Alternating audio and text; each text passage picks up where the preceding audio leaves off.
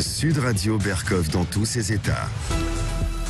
Et au même moment où nous avons parlé longuement dans cette émission, dans Sud Radio, ces deux lettres, premièrement des généraux à la retraite, et en fait la seconde lettre aussi d'officiers d'actifs qui disent écoutez, ça va plus du tout en France, il y a vraiment un vrai problème et ça a déclenché un razzia, un tsunami de polémique. Et ben au même moment, 300 généraux et admiraux à la retraite aux États-Unis, même chose, en même moment, en disant ça ne va plus comme ça ne marche plus comme ça. Et effectivement, l'Amérique, ça ne peut pas continuer comme ça continue aujourd'hui. Et en plus, ajoute-t-il, ces 300 admiraux et généraux à la retraite, on a truqué les élections. Vous savez, qui ont fait que Biden a gagné sur Donald Trump. On va pas prendre parti, nous, ici, mais on va parler à quelqu'un qui a écrit un livre désopilant, qui s'appelle Mon ami Trump. C'est un musicien, il s'appelle Philippe Danière, il vit à Los Angeles et il va donner effectivement son point de vue sur ce qui se passe chez eux, en Amérique et chez nous, en France. À tout de suite. Sud Radio Berkov dans tous ses états, le fait du jour.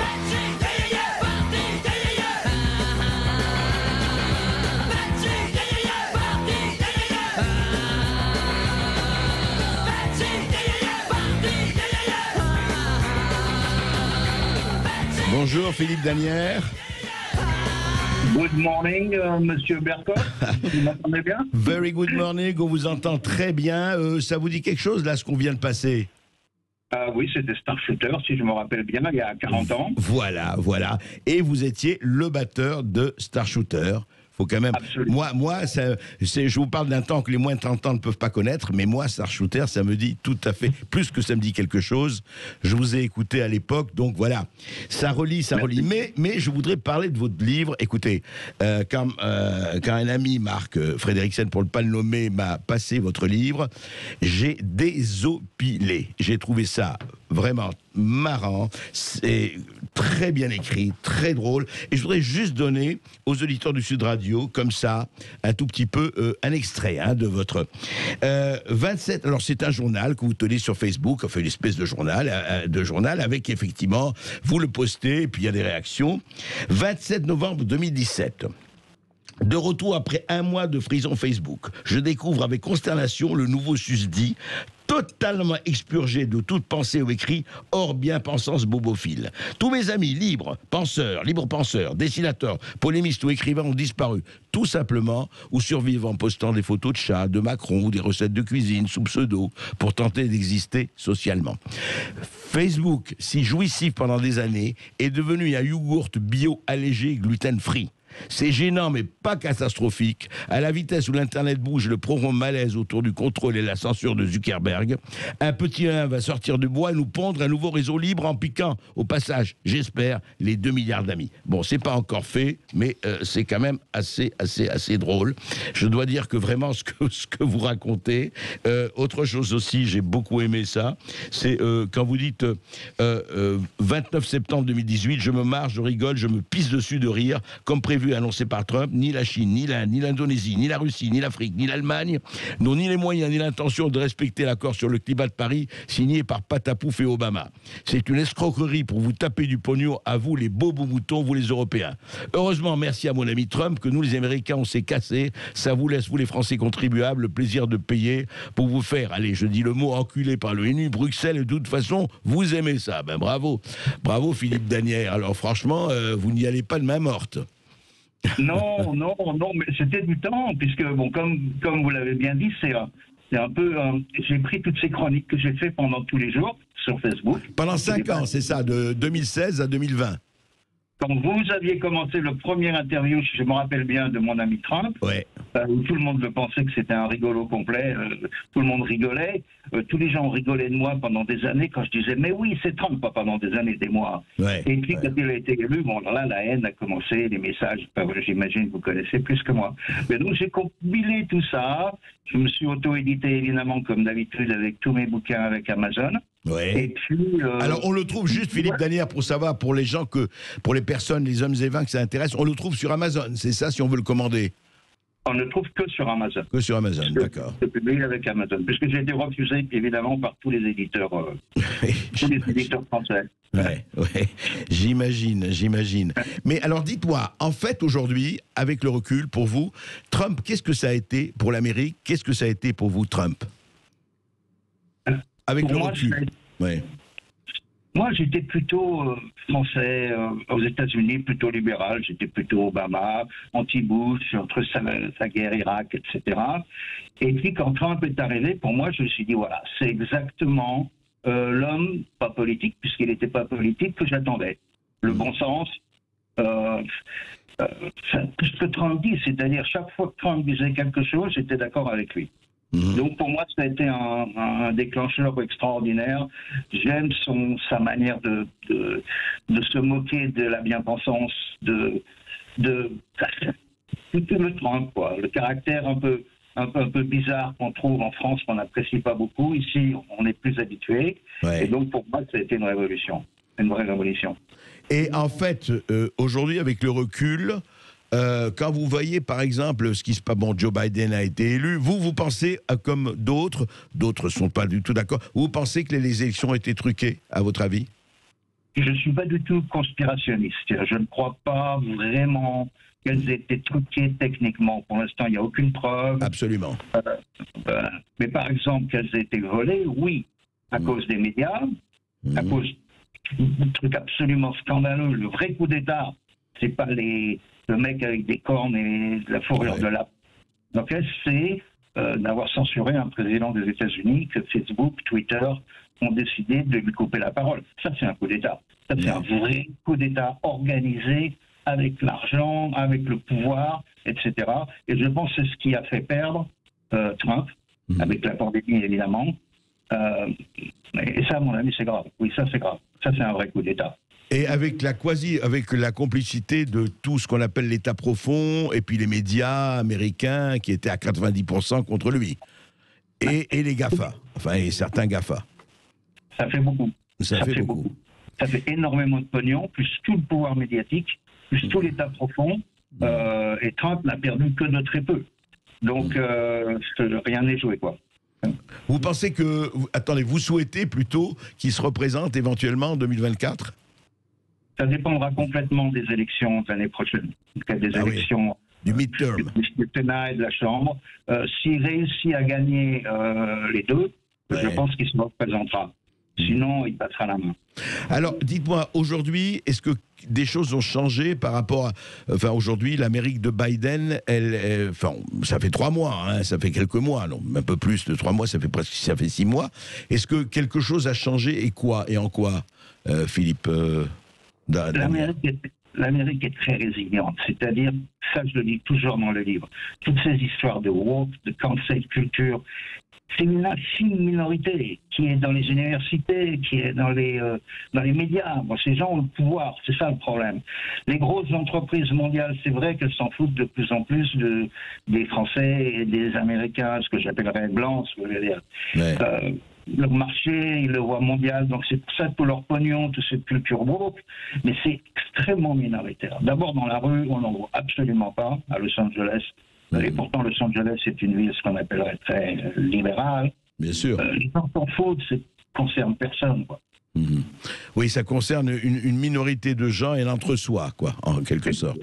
Comme en France. Les 80% des médias, les universitaires, quelques politiciens apeurés, et c'est tout. Dans la vraie vie, je ne crois pas qu'il y ait une grande différence. Après, à mon avis, Biden est une catastrophe économique, sociale. Bon, je ne parle même pas de nouvelles guerres qui redémarrent. Mais dans la vie courante des États-Unis, bon, c'est un État fédéral, on ne s'en rend pas vraiment compte. Ouais, c'est ça. Et comment vous voyez, alors de très loin, à 10 000 kilomètres, comment vous voyez la France aujourd'hui? Puisque vous suivez aussi les actualités de la France. Tout, mais Facebook, j'ai quand même plusieurs dizaines de milliers maintenant de Facebook friends et followers. C'est quand même basé sur ce qui se passe en France. Les chroniques que j'écris, c'est chroniques californiennes, votre guerre civile vue de sous mes palmiers. C'est-à-dire, c'est une vision de la France d'un expatrié. C'est ça qui est un peu amusant, c'est ça qui est un peu... Et vous la sous-titrez, votre guerre civile vue de sous mes palmiers. C'est ça. Exactement, votre guerre civile, c'est pas lui. Ça fait 10 ans que j'écris ça. J'aime la France. Quand on est né en France, après 35 ans, je vous le dis franchement, c'est la Marseillaise qui me met les poils, c'est pas l'hymne américain. Donc on reste complètement accroché. Bien si je me sens complètement américain, je me vois plus du tout vivre en France. J'ai toujours eu des business ici, la liberté du travail, tout ça. C'est impossible pour moi, la France. Mais sentimentalement, dès quelque chose se passe en France, ça me touche complètement. Et alors justement, qu'est-ce qui vous touche aujourd'hui? Pour parler d'aujourd'hui, je sais que ça fait 10 ans que vous faites ces postes, que vous suivez ça. Qu'est-ce qui vous touche aujourd'hui? Vous avez absolument droit, enfin le droit et même le devoir en tant que Français. Qu'est-ce qui vous touche? Qu'est-ce qui vous blesse? Qu'est-ce qui vous heurte? Ou qu'est-ce qui, au contraire, vous fait plaisir? Ce qui me fait plaisir, c'est assez difficile à dire. Ce qui me heurte, c'est l'islamisation de la France. Ça, c'est quelque chose que je crois extrêmement dangereuse. D'accord. Quand je vois ce qui se passe en Israël et ce qui se passe dans d'autres pays, ça, c'est une des choses qui me gêne. Voilà. Et vous pensez en fait que, est-ce qu'à votre avis, vivant en Amérique et étant français, est-ce qu'un Trump français, qui n'aura rien à voir avec Trump bien sûr, est-ce que c'est possible ou souhaitable? Je ne crois pas. C'est quand même un phénomène typiquement américain. Et je vois pas qui pourrait le faire. Et puis je pense que de toute façon, comme Trump, il va avoir tellement de tous les médias, tout le système contre lui. Je vois pas du tout ce qui peut se passer en France, quoi. Ouais. Pour vous, c'est-à-dire que s'il y avait quelqu'un d'équivalent, il serait massacré par l'État profond et les médias, en tout cas. À 100%. Vous le savez bien. J'imagine que vous êtes mieux placé que moi pour le savoir, non? Oui, écoutez, mais moi, comme je suis naturel optimiste, je pense toujours qu'on peut changer la donne, mais on verra. Vous restez avec nous, Philippe Danière. On se retrouve après ceci, une petite pause. Merci beaucoup. Et donc là, vous entendez Bets Party, justement, une des chansons de Star Shooter, chantée avec à la batterie Phil Pressing, donc qui est redevenu Philippe Danière, que nous venons d'entendre. À tout de suite. Sud Radio Berkov dans tous ses états. Et on est avec Philippe Danière, qui est à Los Angeles, qui s'est exilé. Enfin, il est aussi américain que français de ce point de vue-là, mais il est toujours français dans les tripes. Il a écrit Mon ami Trump, que je vous recommande et que l'on peut acquérir sur Amazon. Encore un extrait comme ça. 24 septembre 2016, fachosphère, est-ce que j'ai une gueule de fachosphère? Ben oui Arletty, je sais pas toi, mais moi pour sûr, pour Libé, l'Obs, l'Express, Le Point, Le Figaro, je suis un facochère, enfin nous sommes vous aussi qui me lisez. Panique à bâbord dans les médias du marais socialo-bobo vegan, plus personne ne les lit, les écoute et sans subvention, ils seraient couchés au fond dans la vase. Ils commencent à flipper leur mère, même que Libé a produit un article larmoyant, que c'est la faute, allez comme moi, les corbeaux doigt de la fachosphère si plus personne les dit, et qu'en plus on pollue le marigot depuis 40 ans. Écoutez, il faut arrêter, c'est le début de leur fin. Le rire sarcastique n'est plus chez eux, mais chez nous les facochères. Pour un droit de l'homme, vivre ensembliste, l'angoisse totale, c'est de plus être à la mode, de plus pouvoir s'enfiler dans sa bouche en cul de poule des toasts véganes de chez Fauchon, en s'extasiant dans une galerie devant des pneus pourris de camions californiens ou des escabeaux menant au vide. Les ridicules, c'est eux, ripaille et cochonaille. J'ai lu que la Duflo avait déclaré qu'un blanc ne peut pas comprendre tripalement ce qu'est le racisme. Ah oui, elle peut, c'est un boudin blanc. Alors franchement, je sais que je suis vulgaire, mais enfin la Marisol, n'en parlons pas. Et j'ai vu que vous alliez réélire les mêmes nuls que vous aviez élus il y a 30 ans, même plus collabos qu'avant. Nous, au moins, on a Trump, c'est l'aventure. Sauf que maintenant, Philippe Danière, vous n'avez plus Trump. Et en revanche, vous avez entendu parler de cette lettre ouverte de 300 généraux et amiraux à la retraite qui dit exactement comme chez nous en France, ça ne va plus du tout. L'Amérique est en train de perdre la donne. Enfin, ils font une lettre, alors eux, pour le coup, très, très alarmiste. Vous avez entendu parler de ça? Oui, dans le Nouvel Obs. D'accord.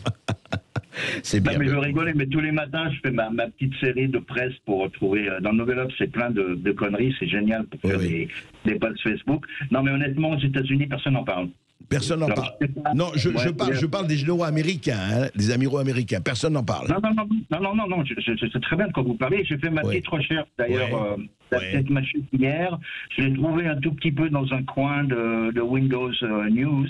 Oui, mais ça fait rien. C'est pas grand-chose. Pour l'instant, absolument, ça n'a aucune... au contraire de ce qui se passe en France avec les généraux français, Oui. et les lettres, ça, je vois l'importance. Là, pour l'instant, ça n'a absolument eu aucun impact. Personne n'en parle. C'est un petit peu complotiste quand même. J'avoue que... Ah ouais. Non, c'est un petit peu... Même pour moi, c'est un peu limite, quoi. Ouais. Vous savez, on n'est pas, nous non plus, on n'est pas du tout ni dans le complot, ni dans le complotiste, mais trop souvent, on a qualifié de complotiste comme on fait. Vous savez, le mot facho et fachosphère, il a été remplacé par complotiste. C'est-à-dire que si vous n'êtes pas d'accord avec la doxa et la pensée dominante, eh ben, vous êtes complotiste, bien sûr. Aujourd'hui, ça... Vous l'avez très bien dit, hein, le passage que vous avez lu, il est exactement ça. Et je ne me gêne pas pour leur moquer. Parce que c'est comme ça qu'il faut les traiter, en final, tous ces woke, cancel culteurs, il faut leur faire comprendre qu'ils sont rien, qu'ils représentent rien, que c'est des guignols, et puis voilà, quoi. C'est relativement facile, hein. C'est relativement facile. Surtout moi, je suis aux États-Unis, j'ai pas de problème. J'ai pas de pression sociale. Moi, je restaure des bateaux avec des Américains qui savent pas du tout ce que je fais sur Facebook. Donc, je me gêne pas du tout. Je me gêne pas du tout pour dire ce que je veux, quoi. Ça me gêne pas dans ma vie. Oui, vous restaurez des bateaux, c'est votre métier, là. Maintenant. J'ai pas de métier. Je suis américain, donc j'ai fait tout. J'ai fait proxénète, j'ai eu des usines de tissus, j'ai fait batteur starshooter. Donc là, depuis 25 ans, je me suis calmé. Je restaure des très beaux bateaux classiques à Los Angeles. J'ai été bijoutier joaillier aussi. C'est quand même mon CAP. Ah ouais. Bah c'est bien. Oui, c'est vrai que. C'est l'Amérique. C'est vrai que c'est l'Amérique où on peut tout faire de toutes les manières. Philippe Danière, merci. Et vraiment, encore une fois, je souhaiterais que nos auditeurs partagent le plaisir de parcourir vos posts Facebook dans ce livre Mon ami Trump. Et vous pouvez vous le procurer sur Amazon. Et hasta la vista, baby.